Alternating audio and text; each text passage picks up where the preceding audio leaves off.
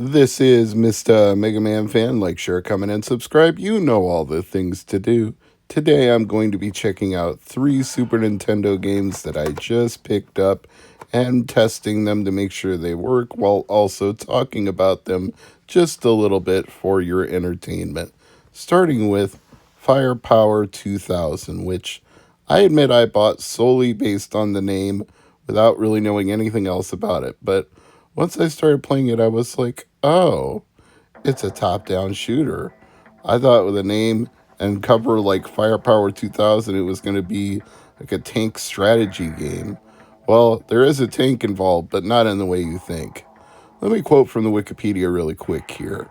The game's story involves a secret underground race on an island in the Atlantic Ocean, which has stolen top military vehicles and equipment from around the world. Military and intelligence officials detect them, but are afraid they will be unable to prepare against an assault by this underground race. They send the player to infiltrate their base and destroy it. As you can see, that's exactly what I'm doing here. I'm progressing forward with a tank, shooting everything and anything that comes my way. Now, unfortunately, power-ups seem to be few and far between, and even when I find them, they only seem to offer me shields or a one-time detonation of all enemies on the screen. I haven't really upgraded or maxed out my firepower in my limited amount of time playing firepower, which, depending on what region you're in, is either called Firepower 2000, Super SWIV, or Mega SWIV. And according to this wiki, it was also followed by a sequel called SWIV 3D, which apparently was the end of the line for this series. It came out on Windows and DOS, so it didn't even get a console release. Apparently a PlayStation 1 was planned and dropped. Overall, I'm a little meh on this game. I don't hate it, but I don't rate it either. I would say back in the day when this came out in 1992, this would be like a weekend rental, something you'd pick up at a video store and take home and play for a little while, and then you'd be like, yeah, that was fine. I don't care if I ever play that again. And you just take it back and be done with it. So that's probably why it's a less than common Super Nintendo game, because I can't see a whole lot of people were running out to buy Firepower 2000. I'd never heard of it before picking it up, and after picking it up, I can see why. Yeah, as one reviewer put it, it should be big with shooter fans, but the general player probably won't get into it. I think that sums it up quite well. Now, if there's one game I'm going to show off today that you've probably heard of, it's Pocky and Rocky. And that may be mostly due to how infamously hard it is to find and the prices that it commands, let alone the sequel, Pocky and Rocky 2, which I'm not sure I'll ever own. And the only reason I have this one is because it was discounted for the condition of the label, so I wasn't paying the full asking price that it goes for on eBay, let alone on price charting. And people always seem to mark it up from the price charting, even though I feel like that should be the average / high watermark. People tend to go above it a lot and below it very little. But on there it goes for $144.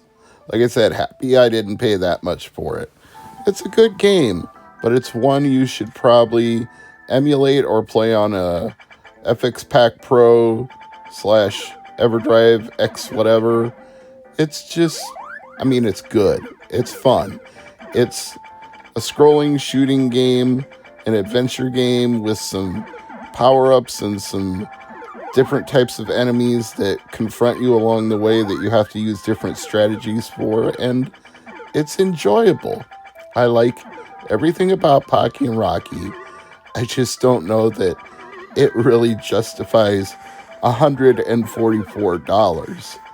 Now, if it was sold on something like GOG or the Switch Shop, any of those kind of services, and they asked $8 or $10 for it, for a digital version of it, that's fair.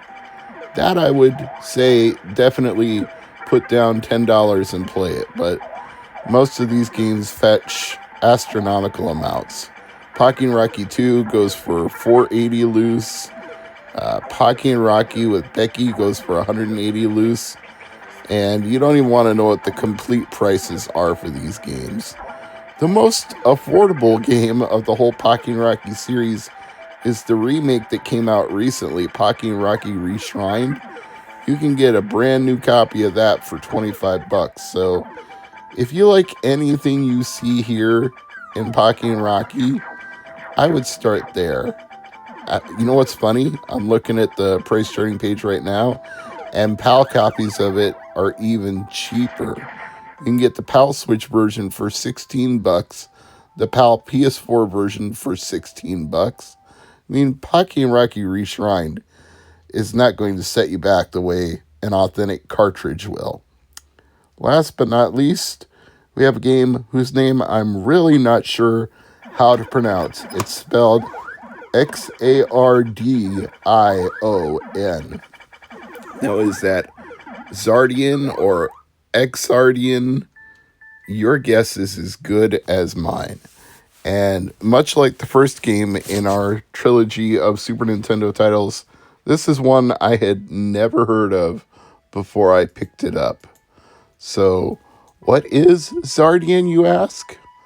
Well, it's a little confusing.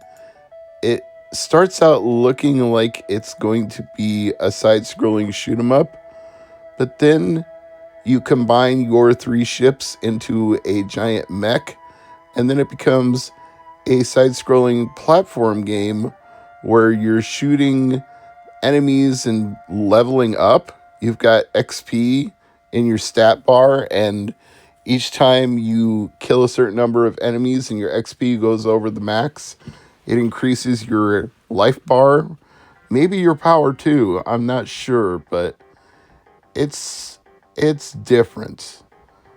And apparently it wasn't called Xardion in Japan. It was called Chokugashin Seiden Super Attack God Xardion. Or maybe that's Seiden. I don't know for sure with that line over the A on the page. I don't know how you pronounce that vowel, and I'm sorry for that. But anyway, this is it's an alright game. I feel like I'm saying that about everything today. I'm sorry. It's not terrible. It's just, it's a little strange because it doesn't really feel fluid in the platforming. Like, I get what they're going for here, but at the same time, your jumps are really strange. You have to hold down the button longer for a long, higher jump. You can't just hit the button and arc up.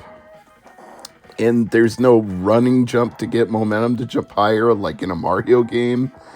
And it feels like you're too big for this world, which I suppose since you're a mech, that's probably the idea.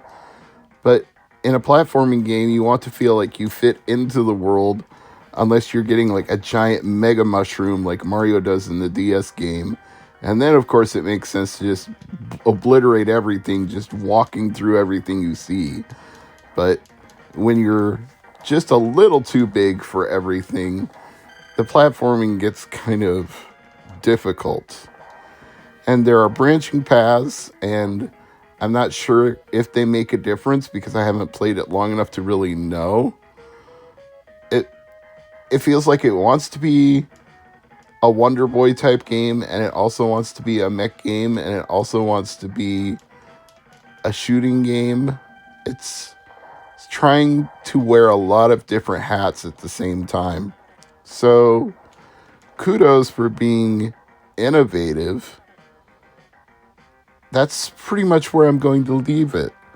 I don't think it's going to blow your mind if you play Xardion. You're not going to be like, holy crap, that's the greatest thing I've ever seen. But I think if you owned this one as a kid, somebody might have thought it was a little strange you had this instead of a better known game, but you wouldn't hate your life and go, I regret owning this and I don't want to play it and it sucks. I think it's fun. This one I would actually rate above Firepower 2000. If I had to rate the 3 games today in any order, it would be Pocky and Rocky, Xardion, and Firepower 2000. And none of them are bad. It's just which one has the most replayability, which one has the best visual aesthetic, which one has the best sound, which one is the most addictive to play. Well, it's Pocky and Rocky, hands down. These other games just do not hold a candle to it. But look for Xardion. If you see it cheap, like under $35, I would go for it. The Super Famicom version is even cheaper than that. It averages around $10, but that might be hard to come by with import taxes these days. Anyway, I'm Mr. MegaManFan, and as always, thank you for watching. See you in the next video. Bye for now.